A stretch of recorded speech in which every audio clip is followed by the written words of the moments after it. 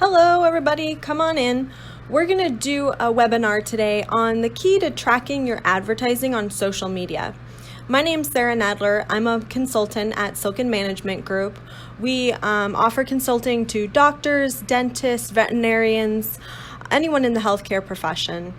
And today we're going to talk about some of the common problems I've seen with doctors and private practice trying to use Facebook and other social media sites to advertise their practice.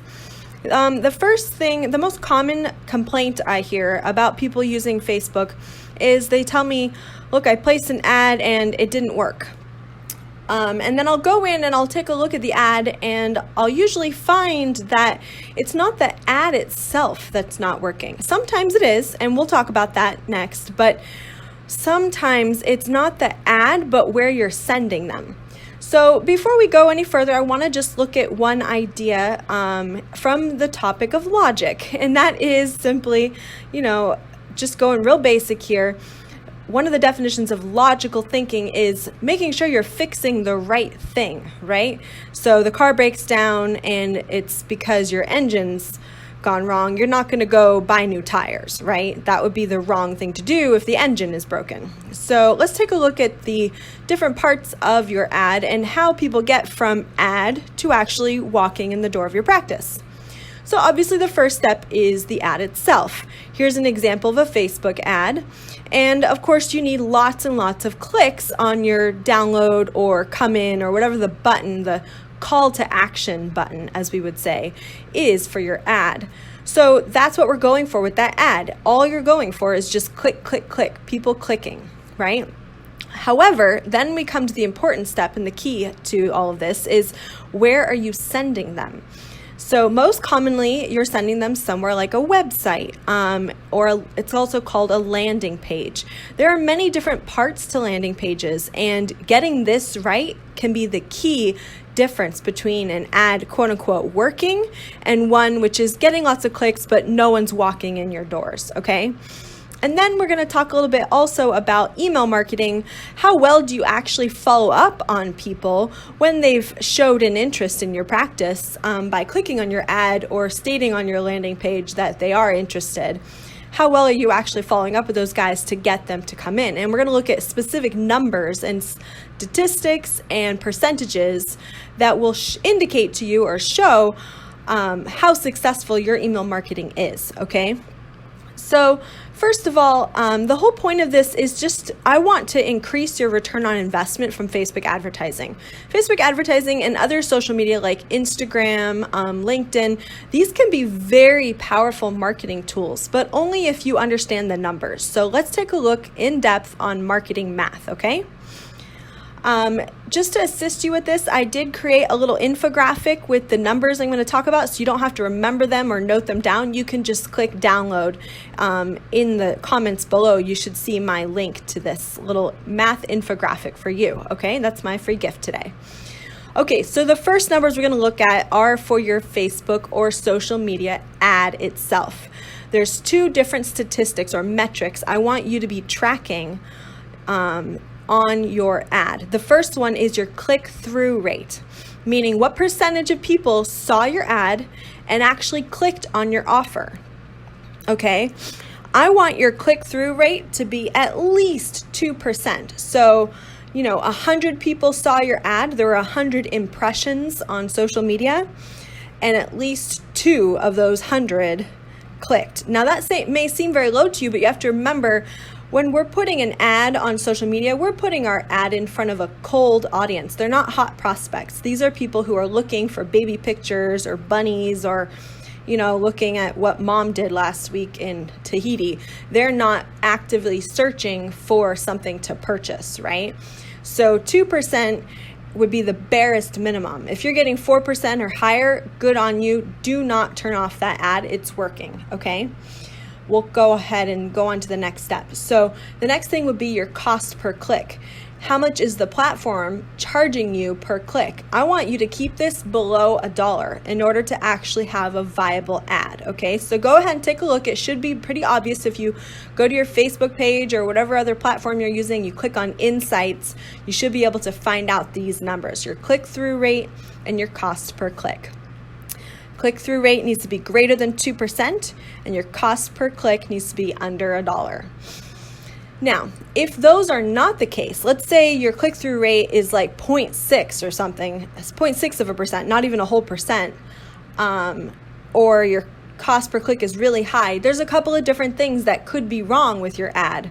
And I'm just going to throw those up on the screen here. You can snapshot this if you want, save this for later. I'm not going to go into it right now because there is a whole body of technology on how you build a proper ad, and I'm not going to get into it in this webinar, but I do have other webinars that talk about that. You can also feel free to sign up for Silkin training where we talk a lot about this, particularly at Basic Management Workshop Part B. If you're familiar with the Silkin methodology, Part B is, or Level B as I should say, is where you would find this out. Okay, so let's move on. Good. The advertising philosophy that works with social media is value in advance, meaning we offer people, hey, stop scrolling and take this free thing I'm offering you.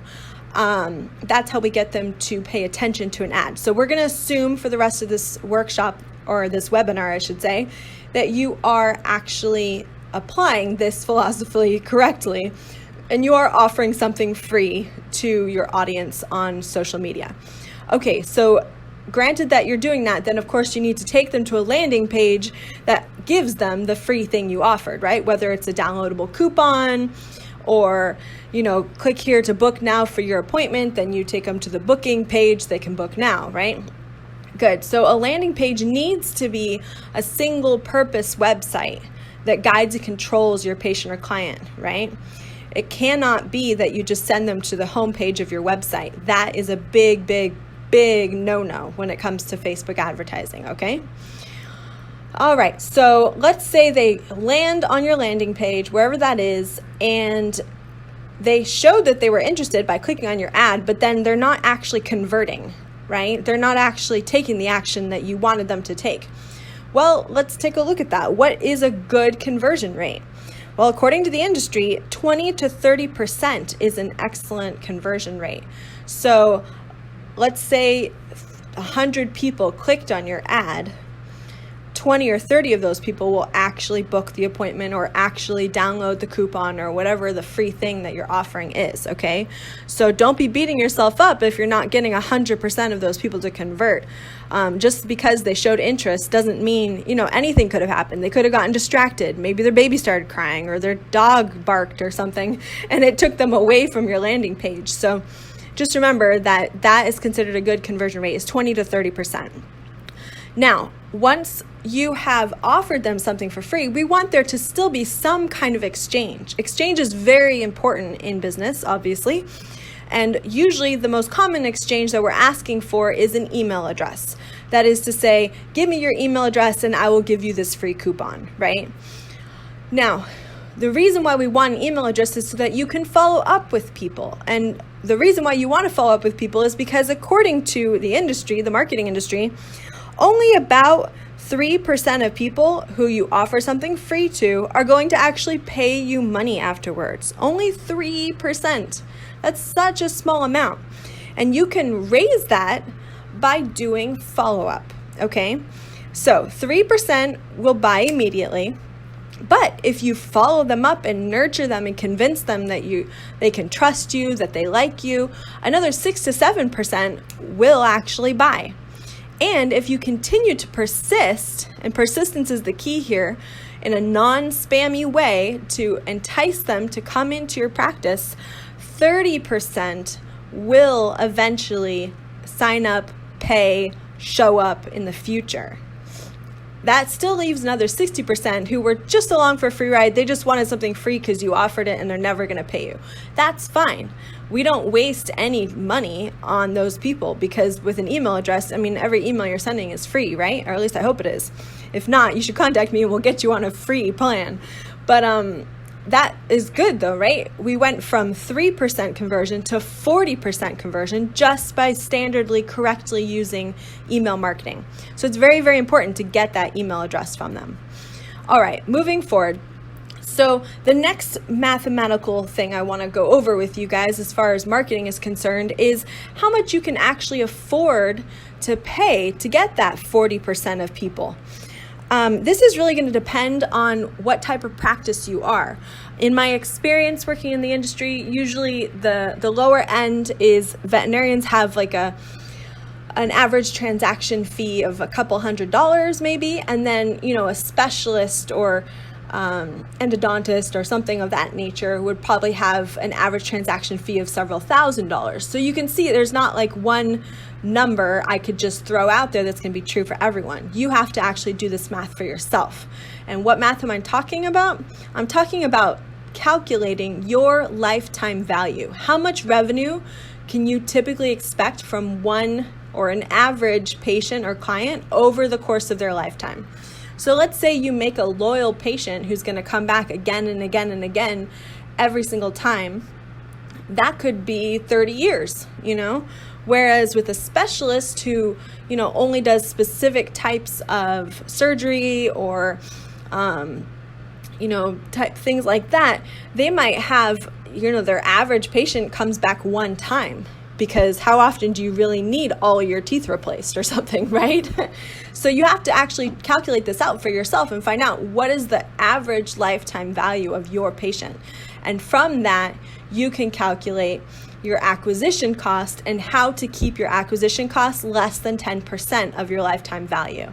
That's how you remain profitable. So there you go. I hope this was helpful to you guys. I would love to get some feedback from you on anything you thought about this webinar, and we'll talk again next time. All right, bye-bye.